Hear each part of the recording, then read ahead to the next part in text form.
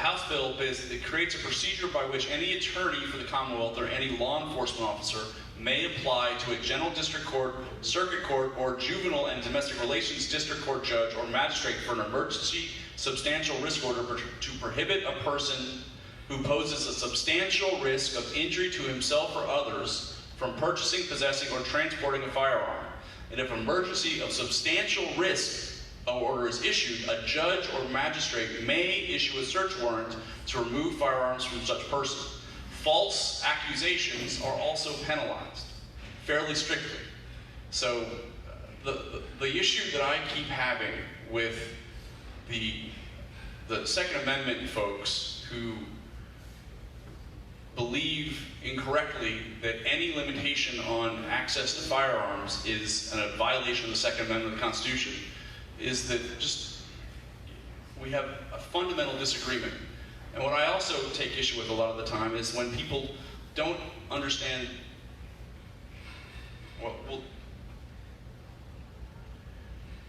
the Virginia Civil Defense, the Citizens Defense League, is an organization that thinks the National Rifle Association is too liberal.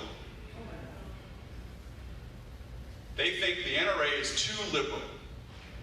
And they're the ones who organized that rally on Monday. Their leader, Philip Van Cleve, was duped by Sacha Baron Cohen on HBO into doing a TV show training 2, 3, 4, and 5-year-olds in how to use firearms called Gunimals. This is the person who's leading the Second Amendment charge in Virginia. And the fact is that he has had a habit of saying or doing anything to get people riled up. And I find it offensive when he doesn't get his facts right, or purposely doesn't get his facts right. And so I will continue to fight for sensible gun violence prevention legislation, including this red flag law.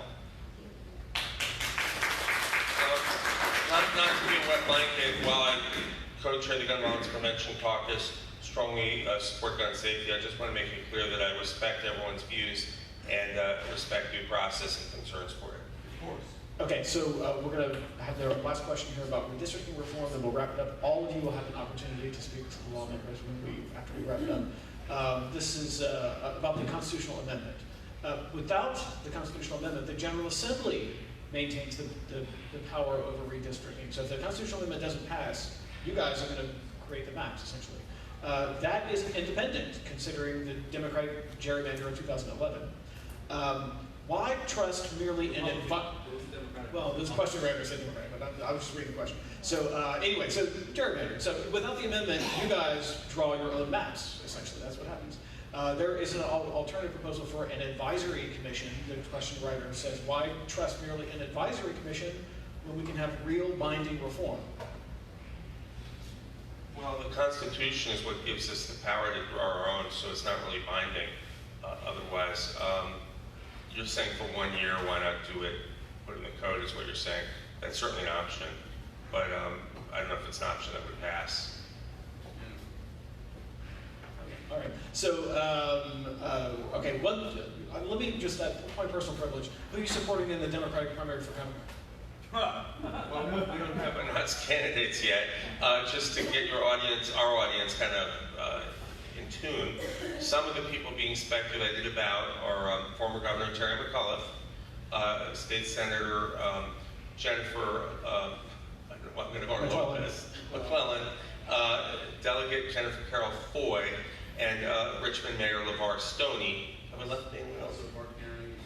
Oh yeah, how can I not say Attorney General Mark Herring and our Lieutenant Governor Justin Fairfax has said that he's running. So who's supporting? There's no one declared yet. So I mean, how would I support someone until I know who's running? I mean, any of those people could run, any of them might not run. Oh yeah, and that's on the other side. That's about the Democratic. Yeah, speaking of guns, but we're not going to get into that. Yeah, I agree with Adam, and then I also think you'll see some local elected officials try to run statewide, and I've also heard numerous names for lieutenant governor and attorney general as well. In fact, all good people and who are running for the LG and AG, and I actually am excited about that debate and that public conversation for each of those statewide offices, because I think we're moving in a very interesting direction, and Virginia is changing, and who our leaders are going to be is going to be very important. Any other closing thoughts before we wrap it up and we have one-on-one time with the constituents? Thank you. Thank you all very much for being here. To come on a rainy Saturday morning for a couple hours to talk about our community and our state is very heartening. And so on behalf of me and Adam, from the bottom of my heart, thank you for being here, and thank you for being a part of this discussion. Thank you, and thanks. At this point, I just want to say I have not ruled out running for governor, but it is not something I ruled in either. Now, I just really want to thank Michael E. Pope, a journalist. Where can we see your work now? At WAMU, Twitter, but we can also see you in the Connection newspaper sometimes. So he's a name that's out there. But really, we appreciate you doing this, especially doing the next one in Alexandria for me later. And I want to again acknowledge my chief of staff, Chris, the cameraman too, Jack of all trades, and Henry Watkins in the back, my other legislative aide and communications director, and Alfonso wants to acknowledge again Kevin, who they make a good team, the three of them, getting this all together. But really, you all make it worth getting up on a Saturday morning, putting on a tie and shaving after 5 days of doing it. And I'm impressed that we had such great turnout at 9 a.m. as well.